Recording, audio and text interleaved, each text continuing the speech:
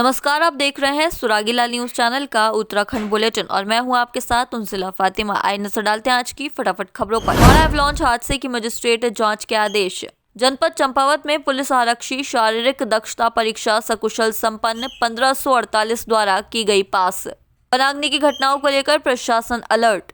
होली पर मिलावटखोरों पर सख्त कार्रवाई को लेकर हल्द्वानी में खाद्य विभाग का चेकिंग अभियान जारी। हल्द्वानी में आरटीओ और प्रशासन की ताबड़तोड़ कार्यवाही। अपरिहार्य कारणों से शारीरिक दक्षता परीक्षा देने से वंचित रहे युवाओं को मिलेगा एक और मौका, बोले एसएसपी अल्मोड़ा। एसएसपी अल्मोड़ा के नशे के विरुद्ध कड़क एक्शन से एक और नशा तस्कर पहुंचा सलाखों के पीछे। रामनगर में पंचायत चुनाव को लेकर कांग्रेस ने की तैयारी शुरू। हल्द्वानी के गांवों में अब शुरू होगी सियासत। एसएसपी अल्मोड़ा के निर्देशन में चल रहा सघन सत्यापन अभियान। खबरें विस्तार से। माड़ा एवलांच हादसे की मजिस्ट्रेट जांच के आदेश। चमोली जिले के माड़ा में 28 फरवरी को हुए हिमस्खलन के जांच के आदेश। जोशीमठ के एसडीएम को जांच अधिकारी किया गया है नामित। चमोली में फिर एवलांच की चेतावनी। जिले में डीएम ने सभी अधिकारियों को रखा अलर्ट मोड। बर्फबारी वाले क्षेत्रों में अगले 24 घंटे तक आवाजाही पर रोक। संवाददाता सुनील राज की रिपोर्ट। स्टेशन ले लो भाई, हम स्टेशन ले लो सर। क्या और अपना वो पीछे। जी ऐसा है कि ये जो हमारी पोस्ट थी ये जनरली क्योंकि हाई ऑल्टीट्यूड में रहती है तो काफ़ी इक्विपमेंट इनके पास रहता है। इससे रिलेटेड जो रेस्क्यू ऑपरेशन होता है या फिर किसी किस्म के अपनी सिक्योरिटी से अपने पेट्रोलिंग के लिए तो इनके पास काफ़ी इक्विपमेंट अपने आप रहता है। तो फॉर्चुनेटली उनके पास इतना सामान था कि वो लोग अपने इस रेस्क्यू ऑपरेशन को अंजाम दे सके।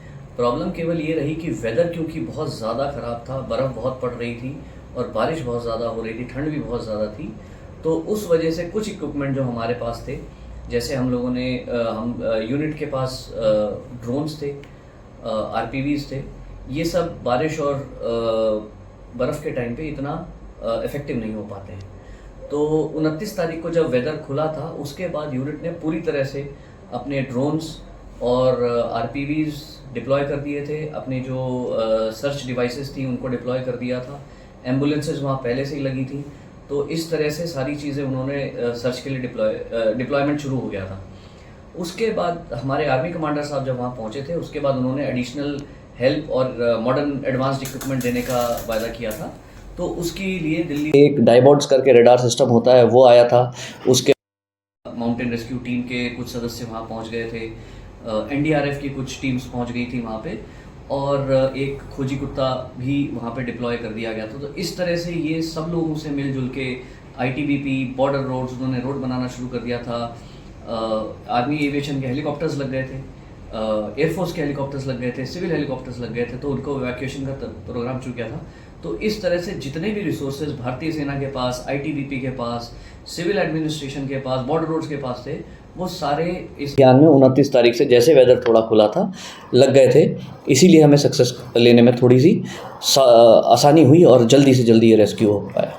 चंपावत जिले में एसपी अजय गणपति की अध्यक्षता में 24 फरवरी से चल रही पुलिस आरक्षी शारीरिक दक्षता परीक्षा को सकुशल संपन्न कराया गया। एसपी चंपावत अजय गणपति ने बताया, भर्ती परीक्षा को निष्पक्ष एवं पारदर्शी एवं तरीके से संपन्न कराए जाने हेतु सभी चरणों को राजपत्रित अधिकारियों की निगरानी में तथा सभी चरणों की वीडियोग्राफी कराई गई है। परीक्षा में कुल 2694 अभ्यर्थियों द्वारा आवेदन किया गया, जिसमें से कुल 2037 अभ्यर्थी उपस्थित रहे, जिनमें से 1548 अभ्यर्थियों द्वारा शारीरिक परीक्षा को पास किया गया। संवाददाता लक्ष्मण बिष्ट की रिपोर्ट। जनपद चंपावत को कुल 2694 इतने अभ्यर्थी आवंटित हुए थे। उनमें से 2037 अभ्यर्थियों ने इस परीक्षा में उपस्थिति दर्ज की, जिसमें से 1548 अभ्यर्थियों द्वारा ये परीक्षा सफल तरीके से पास की गई। 28 फरवरी के दिन तेज बारिश की वजह से ये परीक्षा, शारीरिक दक्षता परीक्षा को स्थगित कर दिया गया था, जिसको पुनः 2 मार्च 2025 को आयोजित किया गया। इस परीक्षा के सफल आयोजन हेतु तथा निष्पक्षता हेतु सभी इवेंट्स को गैजेटेड ऑफिसर के निरीक्षण में करवाया गया और सभी इवेंट्स का वीडियोग्राफी जो आयोग के निर्देशों के क्रम में उसकी वीडियोग्राफी कराई गई। इसमें जो भी सफल अभ्यर्थी है उनको जनपद चंपावत पुलिस की तरफ से बहुत बहुत शुभकामनाएं। हर सीजन की शुरुआत होने वाली है, ऐसे में उत्तराखंड के पहाड़ी क्षेत्रों में आगजनी की घटनाएं देखने को मिलती हैं, जिससे कई हेक्टेयर जंगल जलकर खाक हो जाते हैं और साथ ही जंगली जानवरों को भी जान गंवानी पड़ती है। इतना ही नहीं, कई बार ऐसा भी हुआ है कि आग की चपेट में आकर लोगों की मौत हो गई। इसको लेकर वन मंत्री सुबोध उनियाल ने कहा कि सरकार लगातार प्रयास करती है कि ऐसी घटनाएं कम हो और इसी का नतीजा है कि बीते वर्षों वनाग्नि की घटनाएं कम हुई है। संवाददाता सुनील राज की रिपोर्ट।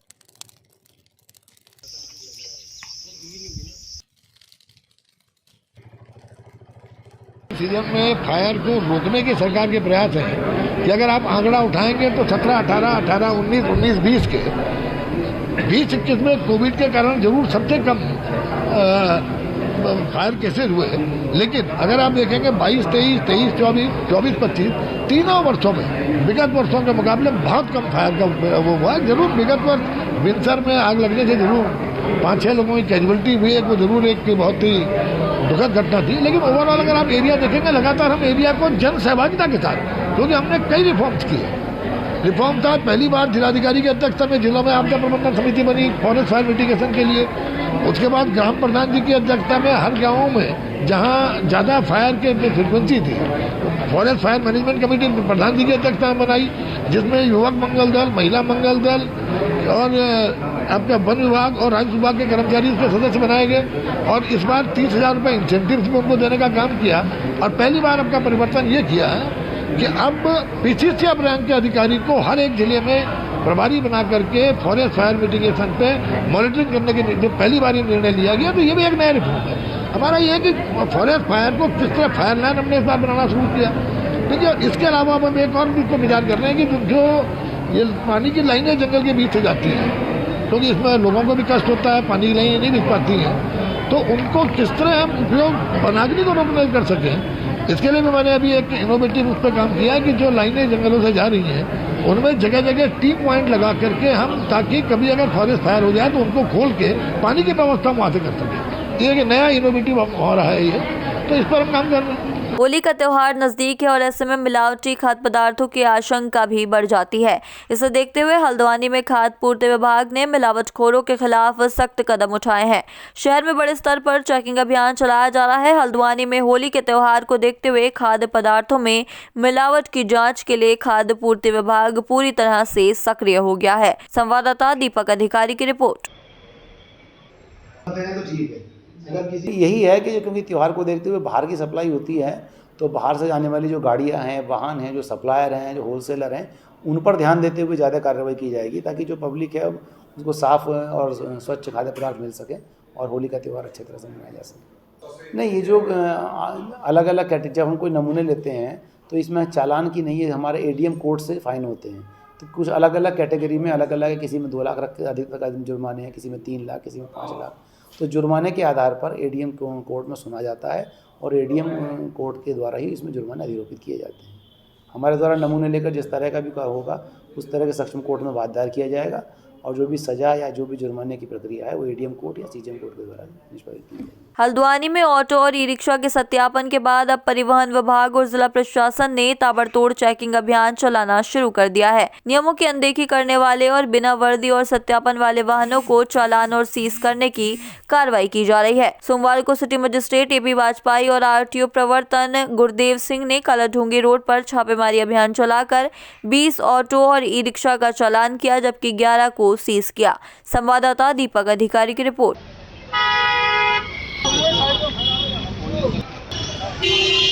आज सिटी मजिस्ट्रेट महोदय और परिवहन विभाग के द्वारा संयुक्त रूप से वाहनों की चेकिंग की जा रही है, जिसमें खासकर ऑटो वाहन और ई-रिक्शा वाहनों के खिलाफ कार्रवाई की जा रही है। अब तक 20 से अधिक वाहनों के चालान किए गए हैं और 11 वाहन सीज किए गए हैं, जिसमें ऑटो और ई-रिक्शा सम्मिलित है। इन पर परमिट शर्तों का उल्लंघन, लाइसेंस और फिटनेस प्रस्तुत न करना और निर्धारित जो यूनिफॉर्म है वो ना पहनना, इस पर इन अभियोगों में कार्रवाई की जा रही है। जो पंजीकरण के जो जितने पर कार्रवाई की गई थी, जो रजिस्ट्रेशन कराए गए थे, उसमें कितने रजिस्ट्रेशन हो चुके और कितने रह गए हैं? अभी लगभग जो है 1800 के करीब जो है ई-रिक्शा का सत्यापन हुआ है और इतने लगभग अभी और शेष हैं। सर, कई ऐसे ऑटो चालक अभी भी मौजूद हैं जो आम जनता से जबरन जो पैसा है वो वसूल रहे हैं किराए के नाम पर। वो इस चेकिंग में ये भी पूछा जा रहा है सवाल से कि वो निर्धारित किराया ले रहे हैं या नहीं। अगर निर्धारित किराए से ज़्यादा ले रहा है उसके खिलाफ भी कार्रवाई की। सर लगातार आपकी कार्रवाई से देखा जा रहा है जो शहर के जो ऑटो हैं वो एक बस्ती की तरफ बंदूलपुरा की तरफ चले जा रहे हैं जहाँ पर बहुत ज़्यादा ऑटो बढ़ गए। सर उन पर कब और किस तरीके से कार्रवाई की जाएगी? अगले चरण में उस पर भी कार्रवाई। देखिए, महिला सुरक्षा को लेकर जिला प्रशासन और परिवहन विभाग द्वारा एक SOP जारी की गई थी जिसमें जितने भी हमारे ऑटो हैं, ई रिक्शा हैं, 3 व्हीलर्स हैं, इनके लिए एक मानक संचालन प्रक्रिया निर्धारित की गई थी और उसमें ये तय किया गया था कि इनको एक सत्यापन किया जाएगा जिसमें वाहन चालक के साथ साथ वाहन मालिक का और सभी को एक खाकी यूनिफॉर्म अनिवार्य की गई थी। जितने भी इनके संगठन हैं इनके साथ बातचीत की गई, एक समय निर्धारित किया गया था और सत्यापन के लिए विभिन्न कैंप भी लगाए गए थे। अभी हमने 3 दिन का एक स्पेशल कैंप ई रिक्शा के लिए लगाया था जो लोग छूट गए थे और उसके बाद करीब 199 लोगों ने अपना सत्यापन कराया है। उसके बाद से तुरंत हम लोगों ने ये प्रवर्तन की कार्रवाई पुनः प्रारंभ की है। बीच बीच में हम लोग ये कार्रवाई करते रहते हैं। जिसके द्वारा भी सत्यापन नहीं कराया गया है या निर्धारित यूनिफॉर्म धारण करते हुए वो लोग अपना वाहन नहीं चला रहे हैं, उनके विरुद्ध प्रवर्तन की कार्रवाई की जा रही है। उनके ऑटो सीज किए जा रहे हैं और जुर्माना अधिरोपित किया जा रहा है। तो एक साथ होनी चाहिए, सब लोग एक साथ बैठना ही नहीं चाहते। पापा ट्राई दिस। लो सब लपक ली है।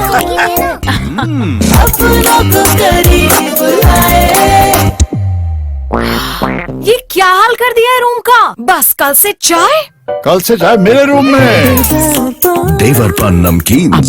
वरिष्ठ पुलिस अधीक्षक अल्मोड़ा देवेंद्र पिंचा द्वारा बताया गया कि भर्ती केंद्र पुलिस लाइन अल्मोड़ा प्रचलित जनपदीय पुलिस PSC IRB पुरुष भर्ती में शारीरिक मानक दक्षता परीक्षा के दौरान अपरिहार्य कारणों जैसे चोटल, बीमारी, कैजुअलिटी, प्राकृतिक आपदा, निर्धारित तिथि में कोई अन्य परीक्षा होने के कारण अन्य तत्कालिक कारणों से शारीरिक मानक दक्षता परीक्षा में अनुपस्थित अभ्यर्थियों को अंतिम अवसर प्रदान करते हुए दिनांक 8 मार्च की प्रातः 7 बजे शारीरिक दक्षता परीक्षा आयोजित की जाएगी। संवाददाता हेमंत मेहरा की रिपोर्ट। SSP अल्मोड़ा के नशे के विरुद्ध कड़क एक्शन से एक और नशा तस्कर पहुंचा सलाखों के पीछे। स्कूटी की डिग्गी में चरस छुपा कर रहा था तस्करी। SOJ व कोतवाली अल्मोड़ा की सतर्क चेकिंग से धरा गया तस्कर। 2 लाख से अधिक कीमत की 1.27 किलोग्राम चरस बरामद। संवाददाता हेमंत मेहरा की रिपोर्ट। नशे के खिलाफ हमारा अभियान लगातार जारी है। इसी क्रम में आज SOG और अल्मोड़ा थाना पुलिस के द्वारा 1 किलो से अधिक चरस बरामद किया गया। इसमें एक अभियुक्त को गिरफ्तार कर लिया गया है। पकड़े गए जो चरस की कीमत 2 लाख से भी अधिक की है। जो पूछताछ के द्वारा बताया गया कि ये बागेश्वर की तरफ से पहाड़ से कहीं से ये लेके आ रहा था और नीचे प्लेन में किच्छा की तरफ उसको कहीं देने की उसकी वो थी प्लानिंग थी। तो फिलहाल पुलिस का पुराना क्राइम रिकॉर्ड भी छाल रही है और भी अगर देखेंगे उसमें अगर कोई और कार्रवाई हो सकती है तो कार्रवाई भी की जाएगी। आपको बता दें, उत्तराखंड में इस वर्ष होने वाले पंचायत चुनाव को लेकर जहां एक तरफ भाजपा ने तैयारी शुरू कर दी है तो वहीं भाजपा को मात देने के लिए कांग्रेस ने भी अपनी तैयारियां शुरू कर दी हैं। मंगलवार को रामनगर कांग्रेस कार्यालय में कांग्रेस के वरिष्ठ नेता एवं पूर्व विधायक रणजीत सिंह रावत ने कार्यकर्ताओं की बैठक लेते हुए पंचायत चुनाव की तैयारियों में जुट जाने की अपील की। संवाददाता राजीव अग्रवाल की रिपोर्ट। देखिए, जैसा कि हम सब विदित हैं, पंचायत चुनाव होने हैं और सरकार ने इस समय चुनाव जो सूची है, मतदाता सूची, उसमें नए नाम चढ़ाने का समय जो है दे रखा है 15 मार्च तक का। तो उसके लिए हमने बैठक बुलाई है ताकि जिन लोगों के नाम नहीं हैं या जो नए मतदाता बन रहे हैं उनके वोट शामिल किए जा सकें, मतदाता सूची में उनका नाम आ सके और अगर आने वाले पंचायत चुनाव की संगठन पर हम तैयारी कर सकें, उसके लिए विचार विमर्श के लिए जो है बैठक बुलाई गई है। उसके साथ ही होली भी आ रही है। 9 तारीख एकादशी से होली का कार्यक्रम शुरू हो रहा है। पिछले बार चुनाव आचार संहिता की वजह से हम उस कार्यक्रम को नहीं कर पाए थे।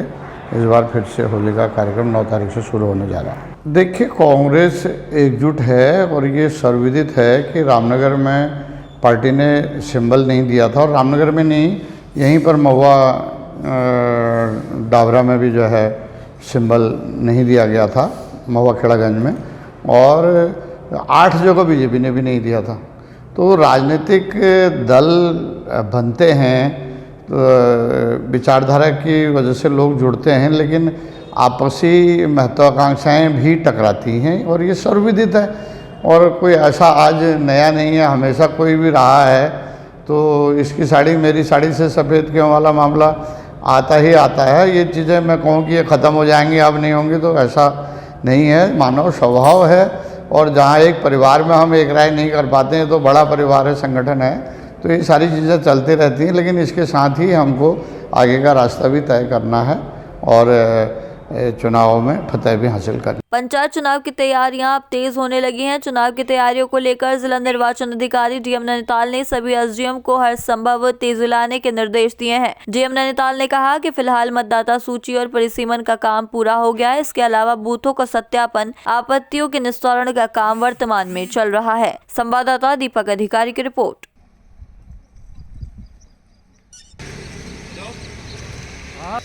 चुनाव को लेकर अभी मतदाता सूची का और परिसीमन इत्यादि का जो काम है वो फिनिश हो गया है, और उसमें दावे आपत्ति वगैरह के निस्तारण भी हो गए हैं। कई बार उसको वेरीफाई भी किया गया है। इसके साथ बूथों का सत्यापन है, सामग्री की जो प्रोक्योरमेंट है, ये जो लॉजिस्टिक्स से संबंधित काम है वो अभी वर्तमान में चल रहे हैं। जैसे ही आयोग से कोई फर्दर दिशा निर्देश इसमें प्राप्त होंगे उसके अनुसार ऑफिसर्स की नियुक्ति इत्यादि की कार्रवाई करी जाएगी। चाहे तो एक साथ होनी चाहिए, सब लोग एक साथ बैठना ही नहीं चाहते। पापा ट्राई दिस। लो सब लपक लिए।